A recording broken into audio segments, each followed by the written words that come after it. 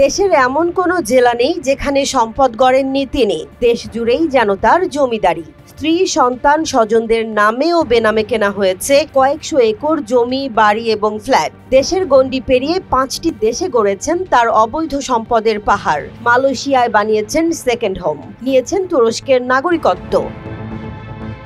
আলাদিনের চেরাগ পাওয়া পুলিশের সেই সাবেক আইজিপি বেনজির আহমেদকে গ্রেফতারের জন্য এবার ইন্টারপোলকে রেড অ্যালার্ট জারি করার নির্দেশ দিয়েছেন আদালত। ঢাকার মেট্রোপলিটন সিনিয়র স্পেশাল জজ জাকির হোসেন গালিব 10 ফেব্রুয়ারি এই নির্দেশ দেন। দুদকের আবেদন এবং তদন্তের পরিপ্রেক্ষিতে এ নির্দেশনা দেওয়া হয়েছে।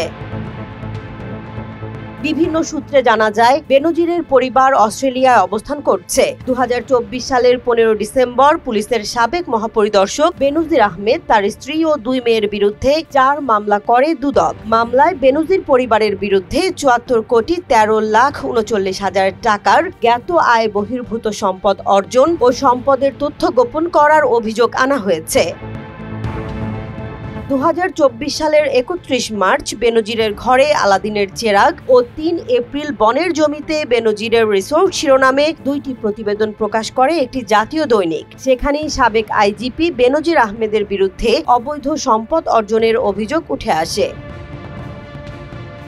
এরপর 18 এপ্রিল দুর্নীতি দমন কমিশনের এক সভায় অভিযোগ অনুসন্ধানের সিদ্ধান্ত হয়। পরে অনুসন্ধানে বেনজির ও তার পরিবারের নামে 697 বিঘা জমি, 19টি কোম্পানির শেয়ার, ঢাকায় 12টি ফ্ল্যাট, 30 লাখ টাকার সঞ্চয়পত্র, 33টি ব্যাংক হিসাব ও 3টি বিও হিসাব খুঁজে পেয়ে আদালতের আদেশে এসব সম্পদ জব্দ ও অবরুদ্ধ করে দুদক।